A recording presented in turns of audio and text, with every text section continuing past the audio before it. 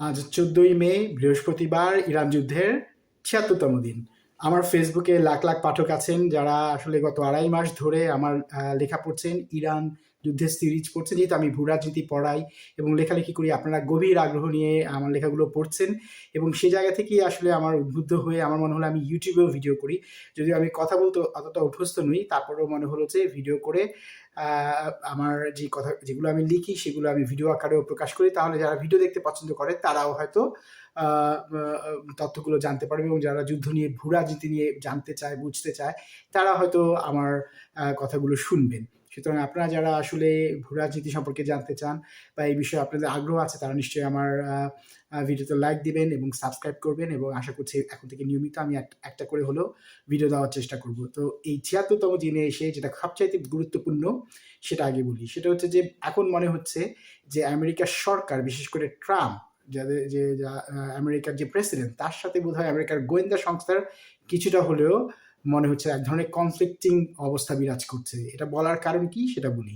সেটা হচ্ছে যে ওয়াশিংটন পোস্ট থেকে শুরু করে অনেক নাম করা পত্রিকা, তারা কিন্তু এর মাঝেই রিপোর্ট করেছে যে ইরানের যে মিসাইল ক্যাপাসিটি, অর্থাৎ ওদের যে ক্ষেপণাস্ত্র যে ব্যাপারটা, ওরা তো জানেনই মিসাইল টেকনোলজিতে অনেক বেশি এগিয়ে গেছে এবং এরা এবার মানে প্রমাণও করেছে। তো ওদের মিসাইল ক্যাপাসিটি ৭০% নাকি এখনো পর্যন্ত সম্পূর্ণ অক্ষত অবস্থায় আছে। এটা আমেরিকার গোয়েন্দা সংস্থাই বলেছে এবং সেটা আজ ওয়াশিংটন পোস্ট, গতকাল ওয়াশিংটন পোস্ট রিপোর্ট করে জানিয়েছে এবং অন্যান্য আরও সমর সংস্থাও সেটা প্রকাশ করে জানিয়েছে। কিন্তু তাই না, এবং বলা হচ্ছে যে মিসাইল ক্যাপাসিটি ৭০% অক্ষত থাকলেও তাদের যে লঞ্চার তার প্রায় ৮৫% অক্ষত আছে। তো মিসাইল লঞ্চ করার যেই বিষয়টা, সেটা ৮৫% অক্ষত আছে এবং হরমুজের আশপাশে যে গালফ, মানে পার্সিয়ান গালফ, সেই জায়গাটায় মানে ৮৫ থেকে ৯০% ক্ষেপণাস্ত্র এখনো সম্পূর্ণ অক্ষত আছে এবং তারা যে কোনো সময় যে কোনো জায়গা থেকে মিসাইল লঞ্চ করতে পারবে। এই যখন অবস্থা, তখন তো প্রশ্নই জাগে যে তাহলে কি আমেরিকার গোয়েন্দা সংস্থা এবং সরকার কিংবা ওদের প্রেসিডেন্টের মাঝে এক ধরনের ইনফরমেশনের গ্যাপ আছে, নাকি ওনারা আসলে একজন আরেকজনের সাথে ফাইটিং চলছেন। যেখানে আমেরিকার প্রেসিডেন্ট অনেকবার বলেছে, ট্রাম্প অনেকবার বলেছে যে ইরান ধ্বংস হয়ে গেছে, ইরানের সেনাবাহিনী নাই, বিমান বাহিনী নাই, কোনো কিছু নাই, নৌবাহিনী নাই, তাহলে এবং মিসাইল ক্যাপাসিটি নাকি 80% ধ্বংস হয়ে গেছে, 20% এখনো আছে বলেছিল। তাদের গোয়েন্দা সংস্থাই তো এই কথা বলছে, তার মানে তো বোঝা যাচ্ছে ওদের মাঝেই এক ধরনের কনফ্লিক্টিং অবস্থা বিরাজ করছে। সুতরাং বোঝা যাচ্ছে যে ওদের সরকারের মাঝে, আপনারা জানেন যে এই যুদ্ধের মাঝে আসলে আমেরিকার সেনাবাহিনীর অনেক জেনারেল পদত্যাগ করেছে, নৌবাহিনীর স্টাফরা পদত্যাগ করেছে। সুতরাং তাদের মাঝে যে এক ধরনের অন্তর্দ্বন্দ্ব চালু আছে সেটা কিন্তু পরিষ্কার বোঝা যাচ্ছে। এখন প্রশ্ন হচ্ছে, ইরান কিভাবে তাদের এই এত হাজার হাজার বোম হজম করেও কিভাবে তাদের এই মিসাইল ক্যাপাসিটি অক্ষত রাখতে পেরেছে এবং এখনো পুরো হরমুজ প্রণালী তারা কিন্তু দখল রাখতে পেরেছে। এটা খুব সহজ। আমরা আসলে এটা তো অনেক দিন আগে থেকে আমরা জানি যে আসলে ইরান এবং ইরানের যারা স্কলার আছে, বিশেষ করে আপনারা যারা অধ্যাপক মারান্ডি, তেহরানি বিশ্ববিদ্যালয়ের অধ্যাপক মারান্ডির লেখা পড়েন কিংবা শোনেন, তার কাছ থেকে জানতে পারবেন। এটা অনেক বছর ধরে আমি দেখেছি, তিনি বলেছেন যে ইরানের আসলে যে মূল ক্যাপাসিটিটা, সেটা তারা আসলে আন্ডারগ্রাউন্ড, একদমই মানে টানেলের মাঝে মাঝে, সেখানে যে তারা শুধু মিসাইল জমা রাখে তা না, ওখানে তারা উৎপাদনও করে। অর্থাৎ তাদের যে ইন্ডাস্ট্রি, মানে ইন্ডাস্ট্রিয়াল বেসিসটাই হচ্ছে একদম মাটির নিচে। সুতরাং তারা এই মুহূর্তে যুদ্ধের এই ক্ষণে তারা কিন্তু উৎপাদন করছে তাদের মিসাইল। আপনাদের মনে আছে কিনা জানি না, এই কিছুদিন আগে, 2-3 থেকে 4 দিন আগে, যখন এই আরেকটা রিপোর্ট এসেছিল যে ইরানের আসলে ৭০ থেকে ৮০% মিসাইল ক্যাপাসিটি এখনো আছে, তখন কিন্তু ইরানের পররাষ্ট্রমন্ত্রী আরাকচি, তিনি কিন্তু তার টুইটারে পোস্ট করে লিখেছিল যে এটা ৭০-৮০% না, আমেরিকান মাধ্যমরা আসলে ভুল বলছে, আমাদের এখন ক্যাপাসিটি, উনি যোগ করেই বলেছিল যে ১১০% আছে। অর্থাৎ কারণ যেহেতু তারা এর মাঝে আরও বেশি প্রোডাকশন যেতে পেরেছে। সুতরাং মিসাইল ক্যাপাসিটি যদি এরকম থাকে, তাহলে ড্রোন ক্যাপাসিটি, আপনারা জানেন ইরানের ড্রোন কি বিখ্যাত, পৃথিবীতে এখন বিখ্যাত হয়ে গেছে, সেটা তো বোঝাই যাচ্ছে। তাহলে এখন প্রশ্ন হচ্ছে যে এই যে অবস্থা, ইরানের যে ক্যাপাসিটিটা আছে, এই অবস্থার মাঝে আমেরিকা কি আরেকবার ইরানে হামলা চালাতে পারবে?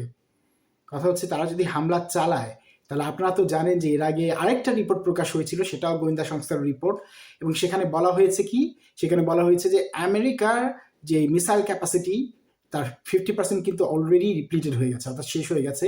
বিশেষ করে অ্যান্টি মিসাইল ক্যাপাসিটি, যেটা মানে তারা মানে যেটা দিয়ে তারা মিসাইল ধ্বংস করে, সেটা কিন্তু ওদের 50% এর মাঝে ধ্বংস হয়ে গেছে। এখন যদি আরেকটা যুদ্ধ লঞ্চ করে তাহলে তো বোঝাই যাচ্ছে, আপনি হিসাবটা করেন, সাধারণ হিসাব করেন যে যদি ইরানের 70%, যেটা আমেরিকার হিসাব, কিন্তু গোয়েন্দা সংস্থার হিসাব, হয়তো ইরানের হিসাবে আরো বেশি 80-90%, আমি আমেরিকার হিসাবটাই ধরছি, তাহলে 70% আমেরিকার আছে আর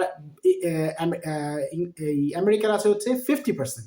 তাহলে তো যদি আবার যুদ্ধ শুরু করে তাহলে তো বোঝাই যাচ্ছে যে কারা আউটলাস্ট হবে। ইরান তো টিকে থাকবে, কিন্তু আমেরিকা কিন্তু এই যুদ্ধে তাহলে হেরে যাবে। সেই জায়গা থেকে আমেরিকা কিন্তু এখনো যুদ্ধ শুরু করেনি, তারা কিন্তু এই যুদ্ধবিরতিটা এখনো কার্যকর রেখেছে এবং হরমুজ তারা দখলে নিতে পারেনি, যে অপারেশন ফ্রিডম কিসব নাম দিয়েছিল একবার এক একটা। আমেরিকা যে এই যুদ্ধে পরাজিত হয়েছে সেটা আপনি কিভাবে বুঝবেন জানেন? বোঝার জন্য আপনার কিছু লাগবে না।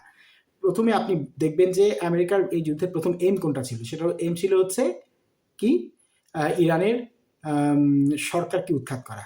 পেরেছে? পারে নাই। একই সরকার আছে, এক খামেনি গিয়েছে আর এক খামেনি এসছে। তারপরে কি ছিল, ইরানের নিউক্লিয়ার ক্যাপাসিটি সম্পূর্ণ ধ্বংস করা। করেছে? করতে পারেনি। তারা নিউক্লিয়ার ক্যাপাসিটি এখনো আছে, ওদের 60% যে এনরিচমেন্ট সেটাও আছে। এবং তারপরে যেটা ব্যাপার সেটা হচ্ছে যে তারা বলেছিল যে ইরানকে কি করতে হবে যেন, ওই প্রক্সিগুলো যেগুলো আছে, ইরানের প্রক্সি বলতে যেগুলো বোঝায় হেজবুল্লাহ এইসব যারা আছে, সেগুলো থেকে ইরান বিরত থাকবে এবং ইরানের মিসাইল ক্যাপাসিটি কম হবে। এই ধরনের যেই, এবং আপনারা তো জানেন যে ডোনাল্ড ট্রাম্প আরও কত কথা বলেছে, সভ্যতা ধ্বংস করে দিবে, ইরানকে মাটির সাথে মিশিয়ে দিবে। তো ইরানও মাটির সাথে মিশে জানে, ইরানের সভ্যতাও ধ্বংস হয়নি, বরং এখন ওদের গোয়েন্দা সংস্থা বলছে যে 70 থেকে 90%, 80% মিসাইল ক্যাপাসিটি ওদের এখনো অক্ষত আছে। এখন আপনি বলেন যে এই যখন অবস্থা, তখন আমেরিকার পক্ষে কি আসলে আরেকবার লঞ্চ করা সম্ভব? আমেরিকার পক্ষে সম্ভব না হলেও, যেহেতু ওদের গোয়েন্দা সংস্থারা পারফেক্ট রিপোর্টই হয়তো দিচ্ছে, না দিলেও কাছাকাছি পারফেক্ট রিপোর্ট দিচ্ছে, কিন্তু ওদের সরকারের যে ওদের যে প্রধান প্রেসিডেন্ট ট্রাম্প, তিনি তো ম্যানিয়াক, তার যা মন চায় তিনি তাই করেন। এবং বোঝা যাচ্ছে যে মানে এরা গণতন্ত্রের কথা বলে আসলে ওইসব দেশেও আসলে এক ধরনের এক না একতন্ত্র আসলে কিন্তু প্রচলিত আছে। তিনি যা চাচ্ছেন তাই কিন্তু তিনি করছেন। তো সুতরাং তিনি কি করবেন এটা বলা, প্রেডিকশন করা খুবই কঠিন। কিন্তু আমি যখন দেখি যে মিসাইল ক্যাপাসিটি বলেন কিংবা তাদের অস্ত্র ভান্ডারের কথা বলেন, এইসব করলে কিন্তু আমেরিকার আসলে এই যুদ্ধে আর যাওয়ার উচিত হবে না, কারণ তাদের বুঝে যাওয়ার কথা যে তারা এই যুদ্ধে আসলে পরাজিত হয়েছে। এবং এই পরাজিত হওয়ার আরেকটা অন্যতম কারণ হচ্ছে, যুদ্ধে আমেরিকার খরচ কিন্তু অনেক বেশি হচ্ছে। যেহেতু খরচের যদি তুলনা করেন ইরানের সাথে, আমেরিকার খরচ অনেক বেশি। ইরান তাদের নিজেদের টেরিটরিতে যুদ্ধ করছে, আর আমেরিকাকে 1000 মাইল দূরে এসে যুদ্ধ করতে হচ্ছে। তাদের অনেক দামি দামি অ্যান্টি মিসাইল থেকে শুরু করে এই যে তারা বোম এবং বিমান, এমন অনেকগুলো বিমানও তারা হারিয়েছে। এই অবস্থায় যে জিওপলিটিক্যাল যে ব্যাপারটা, সেটা আপনাদেরকে বুঝতে হবে। সেটা হচ্ছে যে কি, মধ্যপ্রাচ্যের দেশগুলো কিন্তু অনেকদিন ধরে তাদের অর্থনীতি কিন্তু স্থবির হয়ে আছে, একদম স্থবির হয়ে আছে। তারা কিন্তু তেল গ্যাস বিক্রি করেই খায়, পরে চলে, তাদের আর কিছু নাই। সুতরাং এই জায়গাটায় তো তারা কোনো ওই হরমুজ প্রণালী দিয়ে কোনো কিছু তারা রপ্তানি করতে পারছে না। সুতরাং এই জায়গাটায় তাদের একটা বিশাল অংশের অর্থনীতি কিন্তু ক্ষতিগ্রস্ত হচ্ছে। সুতরাং তারাও চাচ্ছে এক অর্থে যে এই যুদ্ধটা যদি আরেকবার বাঁধে, তাহলে তো তাদের ডিসালিনেশন থেকে শুরু করে, এনার্জি থেকে শুরু করে, সেক্টর থেকে শুরু করে সব কিছু কিন্তু ধ্বংস হয়ে যাবে।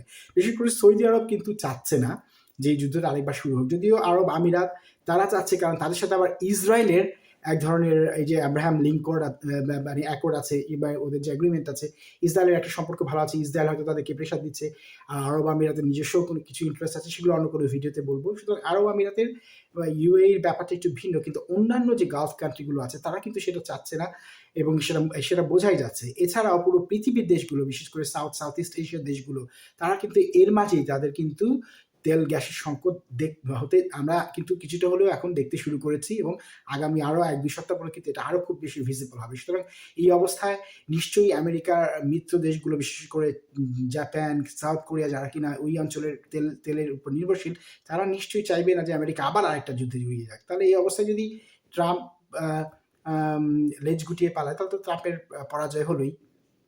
আর যদি সে আরেকবার যুদ্ধ করে, সেক্ষেত্রেও পরাজিত হবার সম্ভাবনাই বেশি, কারণ 39 ধরনের বোম মেরেও তো ইরানের মিসাইল ক্যাপাসিটির 30%ও তারা আসলে ধ্বংস করতে পারে না। আপনাদের বুঝতে হবে, কিন্তু ওদের যদি 70% মিসাইল ক্যাপাসিটি এখনো থাকে, এর মানে হচ্ছে আমেরিকা তেমন কিছু ধ্বংস করতে পারে না। কারণ এই যুদ্ধে কিন্তু ইরান নিজে অনেক মিসাইল মানে উৎক্ষেপণ করেছে এবং তারা কিন্তু সেগুলো বিভিন্ন মধ্যপ্রাচ্যের বিভিন্ন দেশ এবং ইসরায়েলে কিন্তু সেগুলোকে তারা হামলা চালিয়েছে। সুতরাং তাদের একটা ক্যাপাসিটির তো অ্যাটলিস্ট 10-15% তারা খরচ করেছেই। সুতরাং আমেরিকা আসলে বোম মেরে ইরানের কোনো ক্ষতি করতে পারেনি, না তো মিসাইল ক্যাপাসিটি, না তো লঞ্চিং ক্যাপাসিটি, না ওদের সামরিক যে শক্তি আছে তার কোনো কিছুই তারা আসলে সেই অর্থে ধ্বংস করতে পারেনি। তো এই যখন অবস্থা, তখন আপাতত এই যুদ্ধের ৭৬তম দিনে যখন ট্রাম্প চীন সফর করছেন, অনেকেই বলছেন চীনে গেছে, সেখানে হয়তো তাইওয়ানকে দিয়ে দেওয়ার কথা বলবে, তাতে যা বিনিময়ে হয়তো চীন ইরানকে যাতে হেল্প না করে সে কথা বলবে। আমার এমনটা মনে হয় না, এটা হওয়ার কোনো সুযোগ নেই। কারণ আমেরিকার যে বৈদেশিক নীতি আছে সেখান থেকে ট্রাম্পের চাইলেই সে অত সহজে সরে আসতে পারবে, এটা আমার মনে হয় না। এবং চীনের অনেক ইন্টারেস্ট আছে ইরানের উপর, যেহেতু ইরানের কাছ থেকে তারা অনেক কম দামে তেল কিনে। তাছাড়া ইরান যদি পরাজিত হয়, চীনের কিন্তু ভূরাজনৈতিক দিক থেকে যদি চিন্তা করেন, চীনের জন্য এটা অত্যন্ত খারাপ। সুতরাং চীন চাইবে এবং রাশিয়াও চাইবে যে ইরান এই যুদ্ধে জয়ী হোক। সুতরাং এই জায়গাটায় আসলে এই আমেরিকা তাদের যেই প্রভাব সেটা অনেকটা হারিয়ে ফেলছে পুরো বিশ্বজুড়ে। যে আপনারা জানেন, বিশেষ করে ইউরোপিয়ান তাদের যে অ্যালাইগুলো আছে তারাও কিন্তু এই যুদ্ধে আমেরিকার সাথে যোগ দেয়নি। পরবর্তী ভিডিওতে সেটা বলবো। আপাতত বলতে হচ্ছে যে যদি শুধু সামরিক দিক থেকে চিন্তা করেন, তাহলে এখনো পর্যন্ত কিন্তু ওই সামরিক ওদের যে মানে খরচ হয়েছে $25 বিলিয়ন, যেটা ওরা আমেরিকান কংগ্রেসে বলেছিল হেক্সের, সেটার খরচটা এখন আরো অনেক বাড়ছে। আমরা দেখতে পাচ্ছি যে খরচের ওরা ওদের বাজেটে সামরিক খরচ বাড়ানোর কথা বলেছে এবং সেটা ওদের প্রতিটা মানুষের কাছে বছরে $2,000-3,000 প্রতিটা মানুষের গায়ে গিয়ে লাগবে।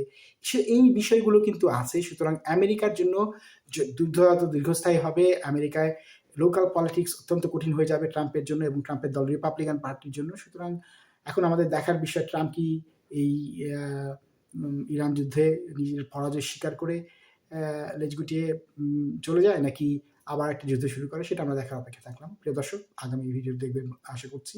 ভালো থাকেন সবাই।